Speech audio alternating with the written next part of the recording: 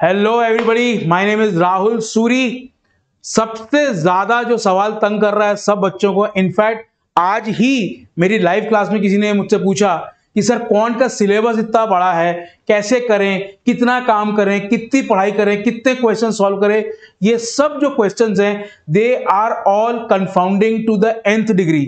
हर किसी को ये दिमाग में सवाल आता है। जो क्वांट में स्ट्रांग है उसको भी आता है, और जो वीक है या जिसको लग रहा है यार क्वांट में रह जाऊंगा उसको भी आता है। So let me answer this question for you right now in this video in 5-10 minutes. Idea is simple कि क्वांट में जहां से आप स्टार्ट कर रहे हैं वहां से जहां तक आपको पहुंचना है, that distance varies for everybody. अगर मैं स्टार्ट कर रहा हूं, मुझे 99 परसेंटाइल पहुंचना है, मेरे लिए डिस्टेंस थोड़ा कम है, किसी के लिए बहुत ज्यादा हो सकता है, किसी के लिए नॉर्मल हो सकता है, एंड मोस्ट इंपॉर्टेंटली हर किसी के लिए स्ट्रेट लाइन नहीं होगा, जिग जैग भी हो सकता है। जहां पे आती है बात किसकी? बात आती है सबसे पहले सिलेबस की। सिलेबस क्या है क्वांट का? It is huge, it is wide, it is diverse and it is difficult and dense.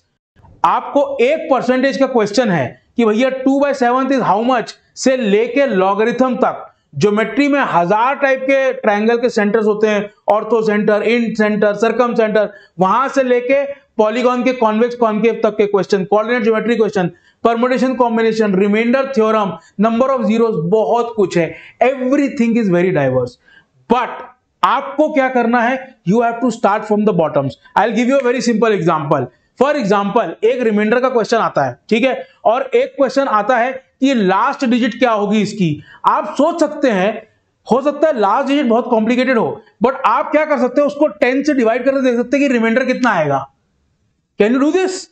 आपको मैंने पूछा कि लास्ट डिजिट कितनी है, आपको लास्ट डिजिट नहीं मिल रही, वो बहुत मुश्किल है, व्हाटएवर, क्या उसको अपन थोड़ा सा मोल्ड कर सकते हैं कि अगर 10 से डिवाइड करूंगा तो इसका रिमाइंडर कितना आएगा? जो रिमाइंडर आएगा that is the last digit.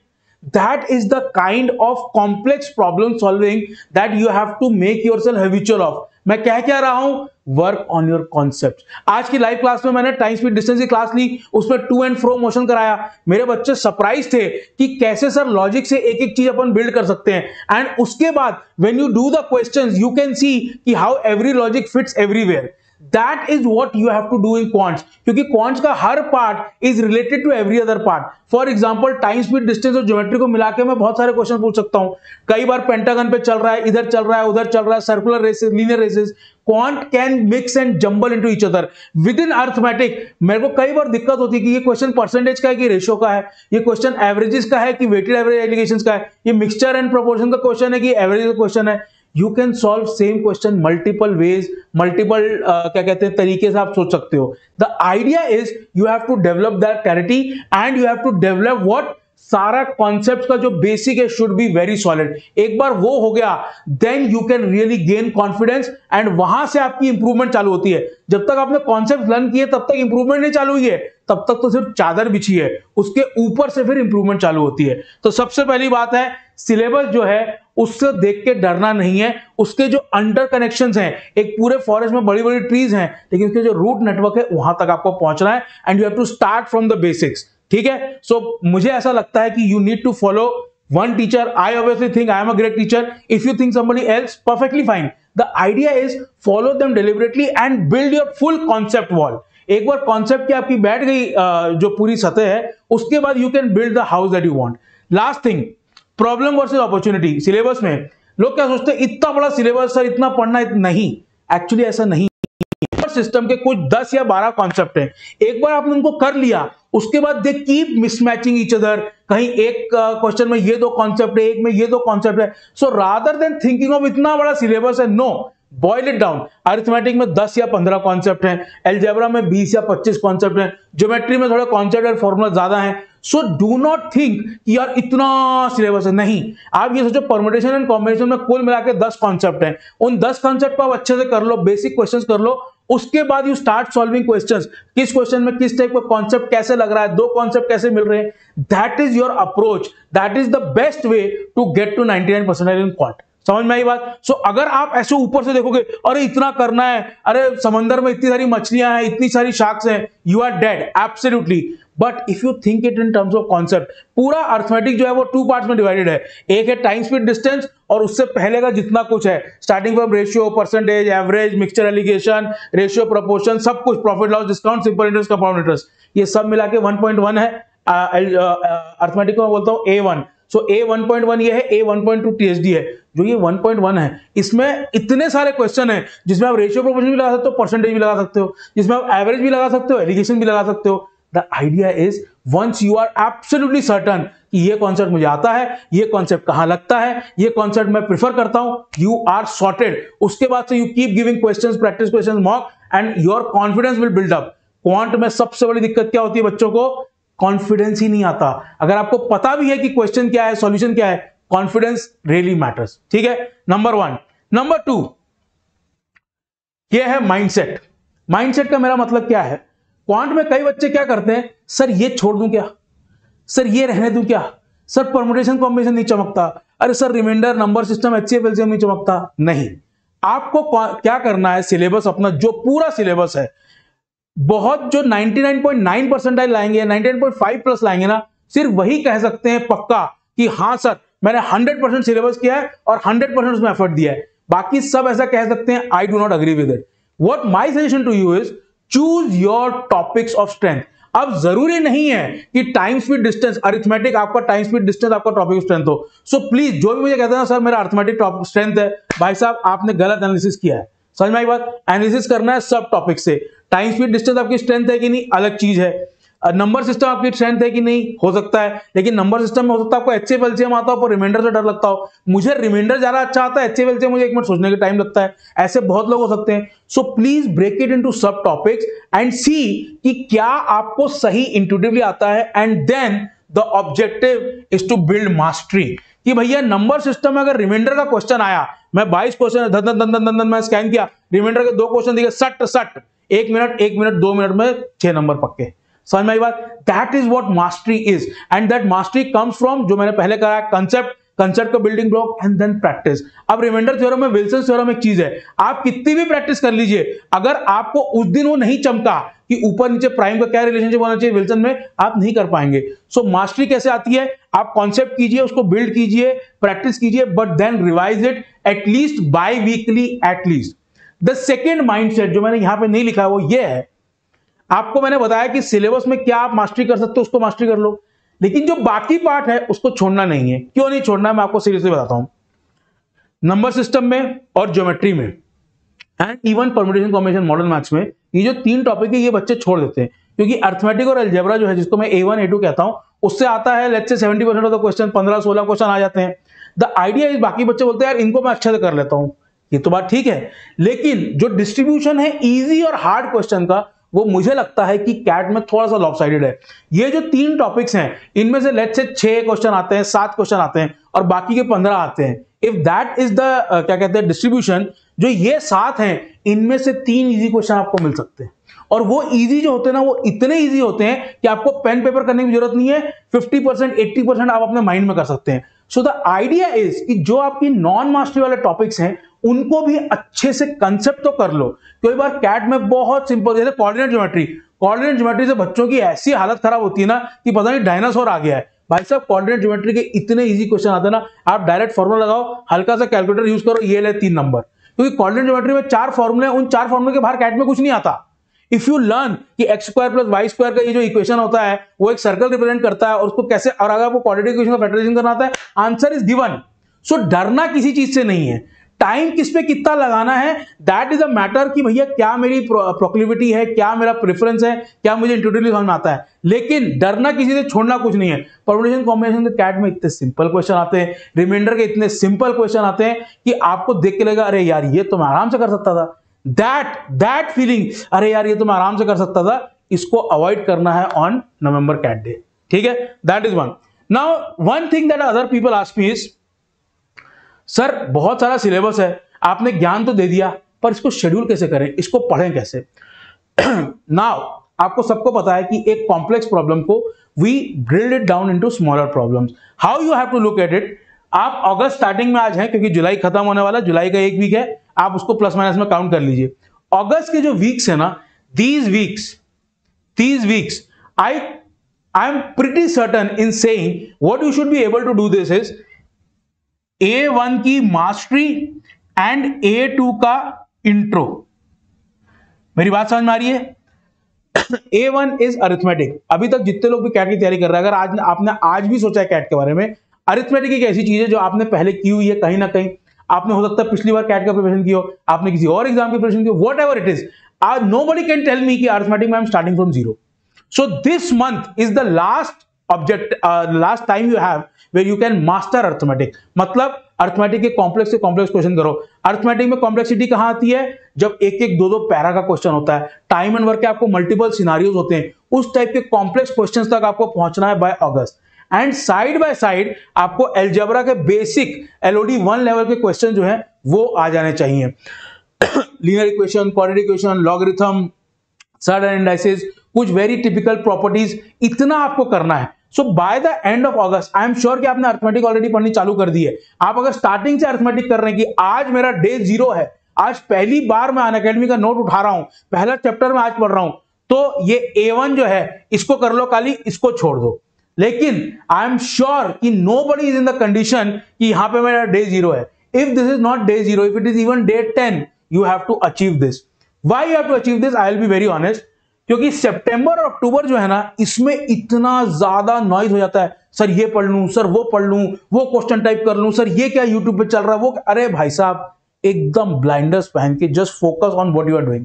अब आपने अगस्त में ये कर लिया, सितंबर में क्या करना है? सितंबर में सबसे पहले जो 8-2 है अलजेब्रा, उसमें आपको मास्टरी करनी है सब टॉपिक वाइज। फॉर एग्जांपल, मुझे क्वाड्रेटिक इक्वेशन ज्यादा समझ में आता है लीनियर इक्वेशन से।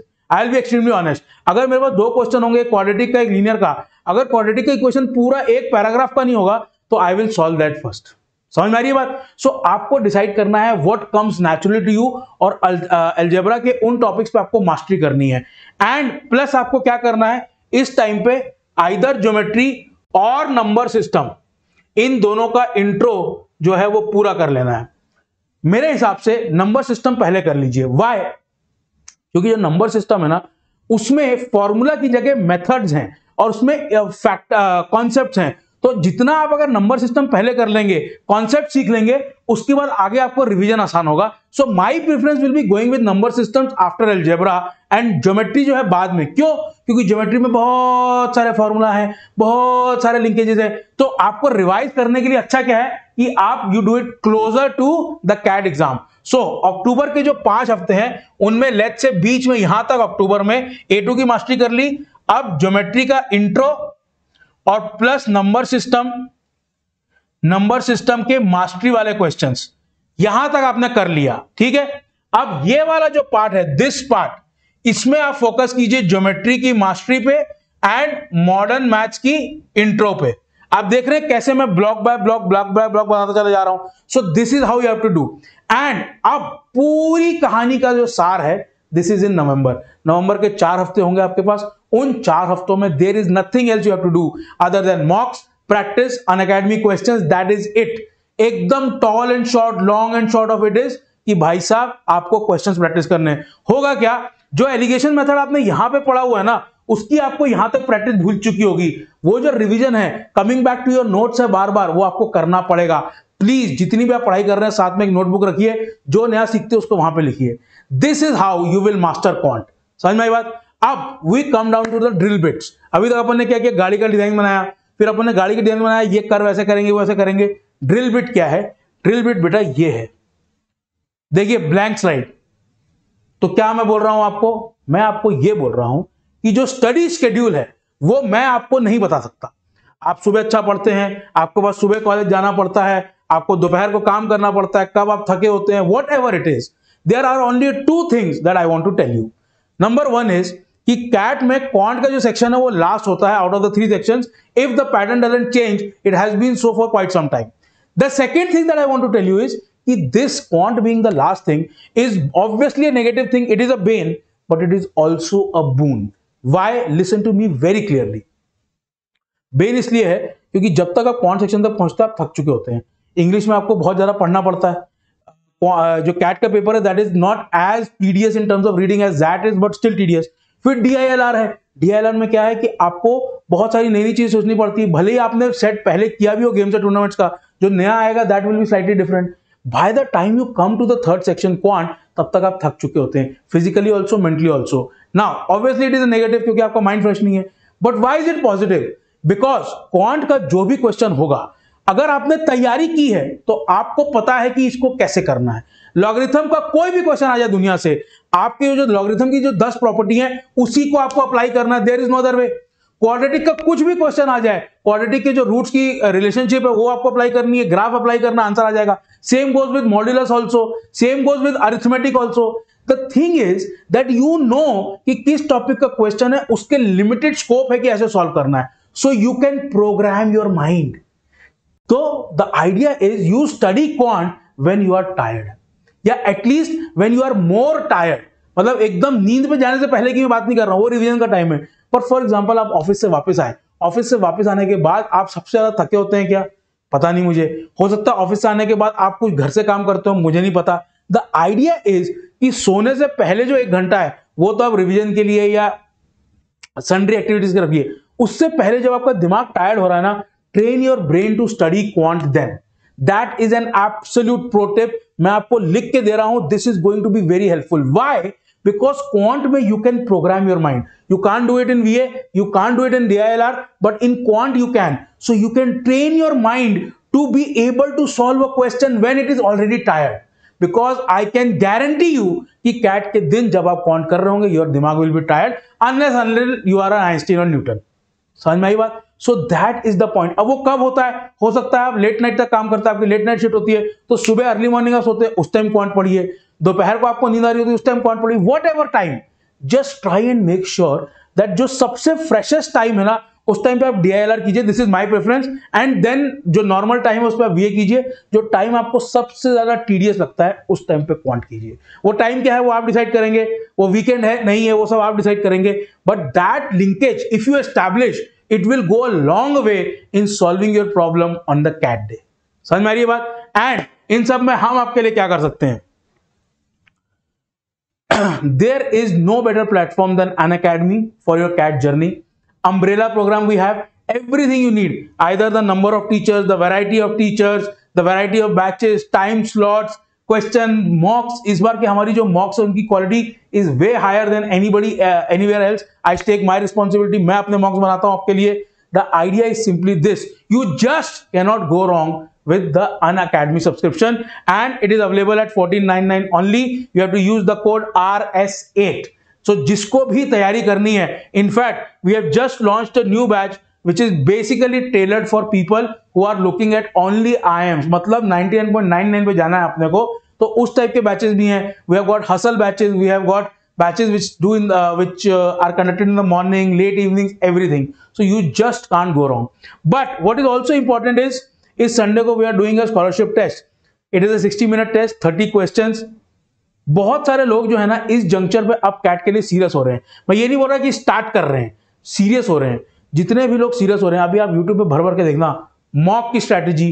मॉक में नंबर कम तो करें क्या? Does your mock relate to your CAT score? भयंकर मॉक मॉक मॉक मॉक करते रहेंगे, लेकिन इट इज इंपॉर्टेंट। मॉक का मतलब यह है कि आप कहां खड़े हैं, आपको अपने आप को सेल्फ टेस्ट करना है। वो टेस्ट किए बिना आपकी कैट की तैयारी अधूरी है। अगर आपने मॉक नहीं किए और आपने सिर्फ तैयारी की, the probability of your failure in CAT is very high. लेकिन अगर आपने तैयारी ठीक ठीक की पर मॉक बहुत सारे दिए, तो the probability of failure is still there but it is laser.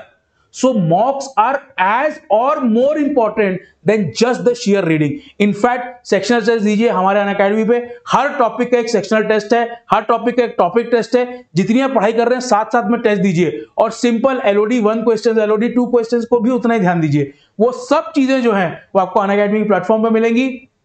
हमारा, मैंने आपको अभी बताया कि हमारा सब्सक्रिप्शन प्लान क्या है, but if you do well in this test you can avail of a lot of scholarships. And पूरी कहानी का जो सार है, last but not the least, is I want to see all of you on this rankers wall next year. I hope to see you soon. I hope कि आपको अगर कुछ भी डाउट होगा कौन से related, please put it in the comments. I will try and come back with the response as soon as possible. keep writing in the comments and keep pinging me on my discussion group also on Telegram. उसका link भी आपको नीचे मिल जाएगा. If there is anything you need from me in terms of guidance, I am not just saying studying, in terms of guidance, please feel free to reach out. See you soon.